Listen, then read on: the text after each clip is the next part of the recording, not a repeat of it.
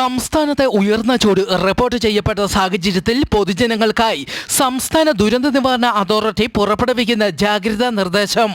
ഉയർന്ന ചൂട്, സൂര്യഘാതം, സൂര്യതാപം, നിർജ്ജലീകരണം തുടങ്ങിയ നിരവധി ഗുരുതരമായ ആരോഗ്യ പ്രശ്നങ്ങൾക്ക് കാരണമാകാം. സൂര്യപ്രകാശം ശരീരത്തിൽ തുടർച്ചയായി ഏൽക്കുന്നത് ഒഴിവാക്കുക.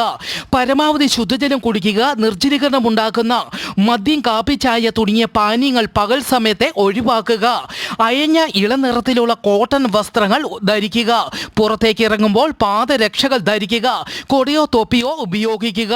പഴങ്ങളും പച്ചക്കറികളും ധാരാളം കഴിക്കുക. നിർമ്മാണ തൊഴിലാളികൾ, കർഷക തൊഴിലാളികൾ, വഴിയോര കച്ചവടക്കാർ തുടങ്ങിയവർ ജോലി സമയം ക്രമീകരിക്കുക. ജോലി സമയത്തെ ആവശ്യത്തിന് വിശ്രമം ഉറപ്പാക്കുകയും ചെയ്യണമെന്നും അറിയിച്ചു. ഇറാനിലെ ബന്ദർ അബ്ബാസ് തുറമുഖത്തെ ഇന്നലെ ഉണ്ടായ സ്ഫോടനത്തിന് പിന്നാലെ ഇന്ന് വീണ്ടും സ്ഫോടനം റിപ്പോർട്ട് ചെയ്തു. സ്ഫോടനത്തിൽ ഇതുവരെ 25ഓളം പേർ മരിച്ചു, 800ഓളം പേർക്ക് പരിക്കേറ്റു.